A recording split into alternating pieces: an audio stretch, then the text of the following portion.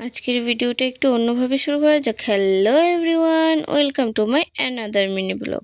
তো আজকে আমি বানিয়ে এলাম ঘরোয়া পদ্ধতিতে একটা টোটকা, যেটা আমরা স্কিনের লেগে খুবই উপকারী। তো তার লেগে আমি এখানে 1 চামচ হলুদ আর 1 চামচ মধু নিয়ে লাইছি। এখন এটিকে ভালো করে মিক্সড করতে হইব। আর হলুদ আর মধুর মিশ্রণটা যাতে একদম ঘন না হয়, একদম পাতলাও না হয়, সেদিকে অবশ্যই লক্ষ্য রাখতে হইব। তো দেখো মিশ্রণটা ঠিক এমন হইব। তো এখন এটা আমি ফেসে অ্যাপ্লাই করে এলাম।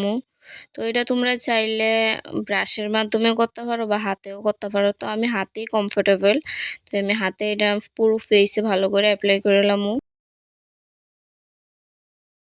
তো ওখানে 10 থেকে 15 মিনিট লেগে এটা রেখে দেবো। তো দেখো তারপরে লইলেছি কলগেট ব্রাশ করার লেগে, কারণ সকালবেলা না ভুইল্লা গেছিলাম ব্রাশ করতাম যে হঠাৎ নজর গেছে আমার এই কালা কালা ঠুটটির দিকে। তো ভাবলাম দেখি এটা দিয়ে কোনো কাজ হয়নি, তো এটারে ভালো করে ঠুটির মধ্যে গৈসা লাগাই লাইছি।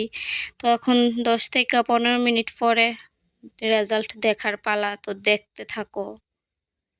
তো এখন টিস্যু দিয়ে ভালো করে ক্লিন করে লইতাছি। তোমরা চাইলে নর্মাল জল দিয়েও করতে পারো। তো দেখো আমার সাদা টিস্যু নিমিশেই কেমনে হলুদ হয়ে গেছে গা।